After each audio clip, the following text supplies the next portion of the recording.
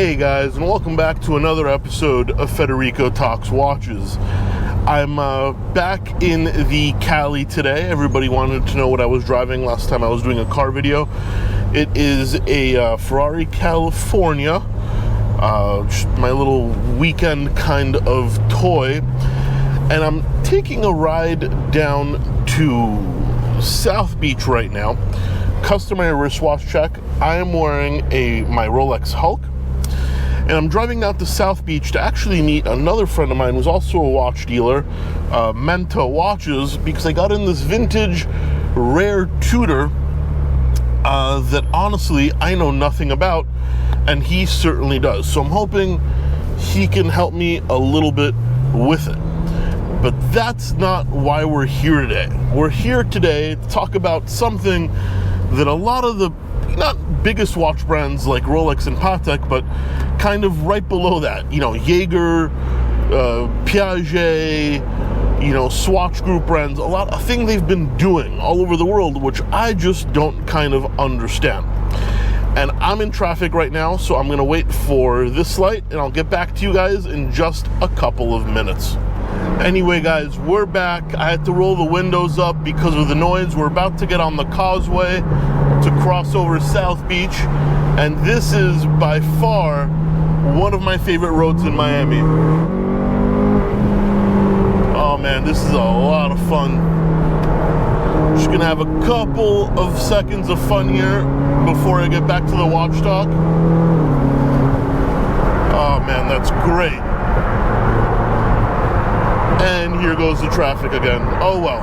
Anyway, what I was mentioning is every brand seems to be opening boutiques. And I'm not even talking about in New York, even in Miami, which, is a great city, but it's not exactly a shopping capital of the world. And, COVID has become the great equalizer. A lot of brands that I honestly don't feel like really needed boutiques or could support boutiques, their boutiques have shut down in Miami. Over the past couple of months, we've had Piaget closed, which is actually quite sad for me because I was working for Piaget when that boutique opened. JLC closed, Chopard closed, Parmigiani closed, and Tourbillon closed, which is Swatch Group's boutique with, Breguet, Blancpain, Jacques Dro, Glashütte, all those brands. I get Omega having a boutique, and I certainly get Rolex having a boutique, and Patek is opening a boutique.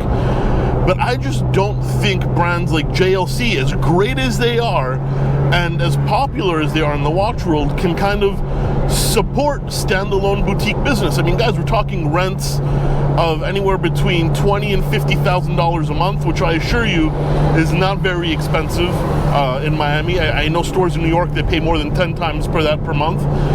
Staffing costs. And, I can tell you the Piaget boutique, at least when I worked there, wasn't selling more than one watch a month. And Jaeger might be doing a little better than that, but they kind of use it almost as like a loss leader. They use it as kind of advertising. But when people aren't even going out because of the lockdown, now we're not in lockdown right now, but we certainly were before, there was no reason to have those boutiques. And I just think it's a little presumptuous and probably bad business of these brands to open these standalone boutiques. It also upsets their retail partners. Now, I can tell you, as somebody who's worked at authorized dealers, the brands are pushing towards not having authorized dealers anymore. They don't want to share the profits. They want to control the atmosphere. The only way they can do that is boutiques. But I think it's a little aggressive and presumptuous for a brand like, Parmigiani, who actually also had a boutique that closed, to open up their own store. I mean, the Parmigiani boutique in Miami probably sold 3 watches a year. Nothing wrong with the product. I love Parmigiani.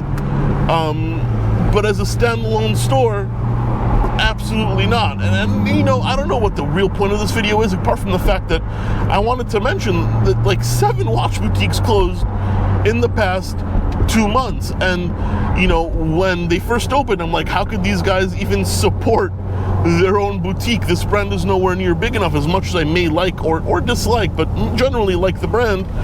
It was shocking to me that they opened their own boutique. And you know what? Now that they all closed, a lot of them in less than a year and a half, It makes perfect sense. They weren't making, money back then.